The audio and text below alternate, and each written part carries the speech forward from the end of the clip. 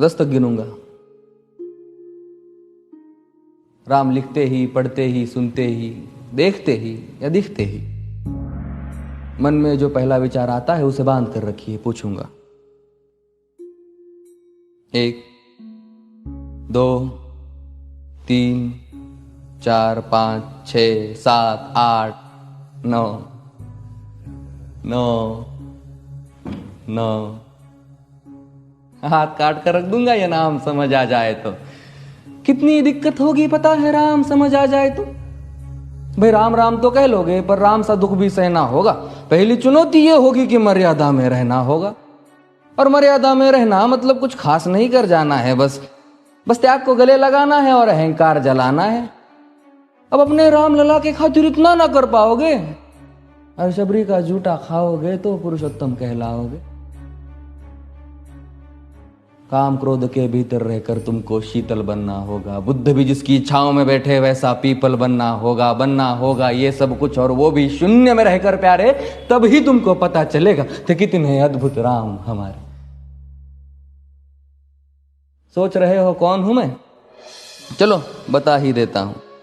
तुमने ही तो नाम दिया था मैं पागल कहलाता हूं।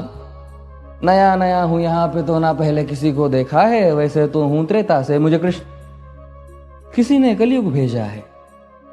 भाई बात वहां तक फैल गई है कि यहां कुछ तो मंगल होने को है कि भरत से भारत हुए राज में सुना है राम जी आने को है। बड़े भाग्यशाली हो तुम सब। नहीं, वहां पे सब यही कहते हैं कि हम तो राम राज्य में रहते थे पर इन सब में राम रहते हैं। यानी तुम सब में राम का अंश छुपा है। नहीं मतलब वो तुम में आते हैं रहने। सच है या फिर गलत खबर? अगर सच्ची है तो क्या कहने। तो सबको राम पता ही होगा, घर के बड़ों ने बताया होगा। तो बताओ फिर कि क्या है राम। बताओ फिर कि क्या है राम। बताओ। अरे पता है तुमको क्या है राम? या बस हाथ धनुष तरकश में बांध, या वन में जिन्होंने किया गुजारा, या फिर कैसे रावण मारा लक्ष्मण जिनको कहते भैया, जिनकी पत्नी सीता मैया। फिर ये तो हो गई वही कहानी, एक था राजा एक थी रानी। क्या सच में तुमको राम पता है? या वो भी आकर हम बताए? बड़े दिनों से हूं यहां पर, सब कुछ देख रहा हूं कब से। प्रभु से मिलने आया था मैं, उन्हें छोड़कर मिला हूं सबसे। एक बात कहूं अगर बुरा ना मानो, नहीं तुम तुरंत ही क्रोधित हो जाते हो। पूरी बात तो सुनते भी नहीं, सीधे घर पर आ जाते हो। ये तुम लोगों के नाम जपो में पहले सा आराम नहीं। ये तुम लोगों के नाम जपो में पहले सा आराम नहीं। इस जबरदस्ती के जय श्री राम में सब कुछ है, बस राम नहीं। ये राजनीति का दाया बाया जितना मर्जी खेलो तुम। दाया बाया, अरे दाया बाया ये तुम्हारी वर्तमान प्रादेशिक भाषा में क्या कहते हो उसे? हाँ वो लेफ्ट एंड राइट। ये राजनीति का दाया बाया जितना मर्जी खेलो तुम चेतावनी को, लेकिन मेरी अपने जहन में डालो तुम। निजी स्वार्थ के खातिर अगर कोई राम नाम को गाता हो तो खबरदार अगर जुर्रत की और मेरे राम को बांटा तो। भारत भू का कवि हूं मैं, तभी निडर हो कहता हूं राम है मेरी हर रचना में। मैं बजरंग में रहता हूं, भारत की नींव है कविताएं और सत्य हमारी बातों में। तभी कलम हमारी तीखी और साहित्य हमारे हाथों में। तो सोच समझ कर राम कहो तुम। ये बस आतिश का नारा नहीं, जब तक राम हृदय में नहीं तुमने राम पुकारा नहीं। राम कृष्ण की प्रतिभा पर पहले भी खड़े सवाल हुए। ये लंका और ये कुरुक्षेत्र यूं ही नहीं थे लाल हुए।